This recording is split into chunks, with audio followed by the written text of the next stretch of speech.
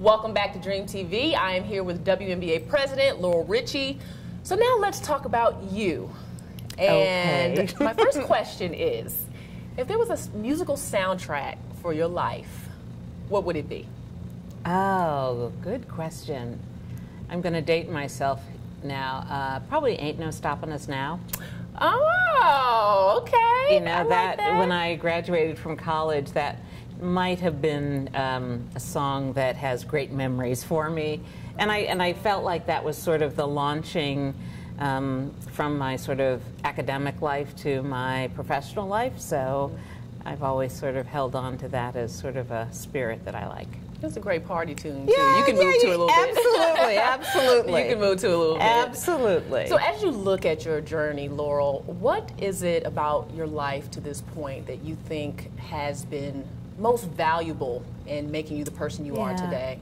You know, I think for me it always starts with my parents, my mom and my dad, who were very, very different people. You know, my mother has sort of a quiet strength and a tenacity that is surrounded with very soft, gentle, and kind exterior, but she passed away about 5 years ago, and my dad said to me, I had no idea she was running my life the way she was running my life. He's like, part of it is I don't even know what to do when I realized she did like absolutely everything. But on the surface, for the 50 years they were married, he thought he was in charge, and then she passed away and he realized I had nothing to do with this. It was all her.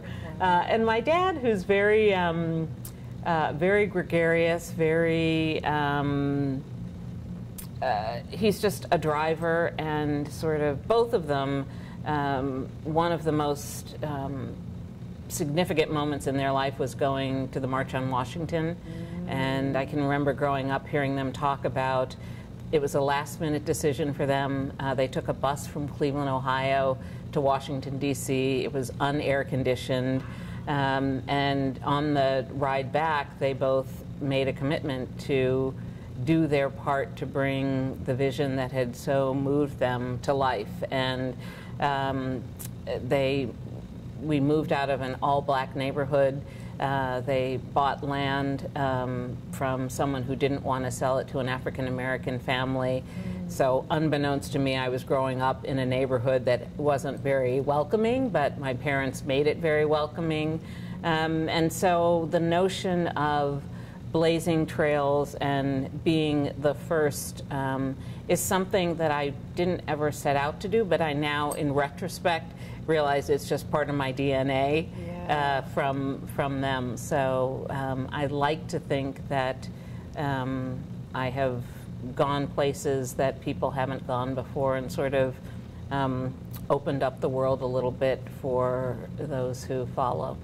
And I'm sure you're making your parents very proud as you're doing that. I think they are. And as you have taken that journey now into the WNBA as the president, what resonates with Laurel as that young girl who transitioned to college, who transitioned to the work world? What resonates with you in regards to this league? Yeah, you know, I think first and foremost is I don't think I set out to focus my work around women, but looking back on it, that's exactly what I've done. Whether it was working on Kotex and Huggies or the Girl Scouts and now the WNBA, my career has been centered around businesses, audiences, initiatives that really support and promote and further opportunities for women. And so now at the WNBA, I feel like I have a whole league that is embracing that as a mission. And it's one of the things I love most about our players. They are doing what they love.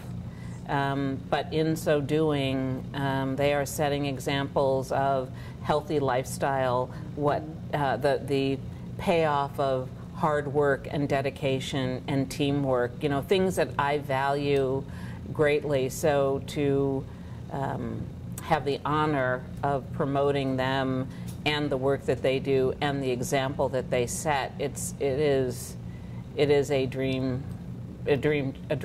I can't even call it a job because it's so much. It's just a dream way to spend all my waking hours. You know. Y'all heard it, dream. She said dream way. Okay. Exactly. Yeah. Exactly. And if you could go back to where these players are right now, at this point in their life, and give young Laurel some advice, what would you tell her? Enjoy the moment. You know, I think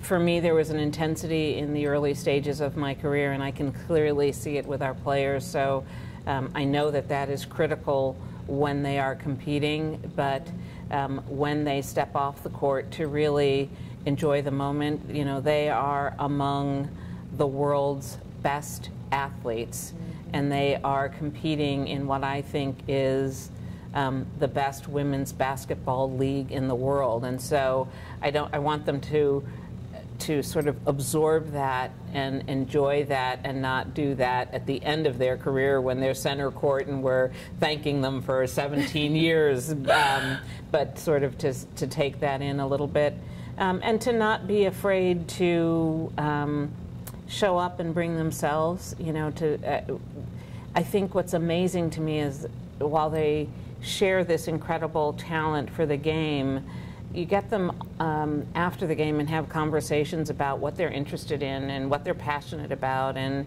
what kind of clothes they wear and what they like to eat and where they like to travel to and what kind of movies. And they're just really interesting people. Yes. So to go ahead and sort of fulfill and explore and share with us that part of their personality is I guess the piece of advice I would give them, or give me when I was 20 years ago. Yeah, wasn't that long ago. Yeah, it might have been 30, but who's counting, right?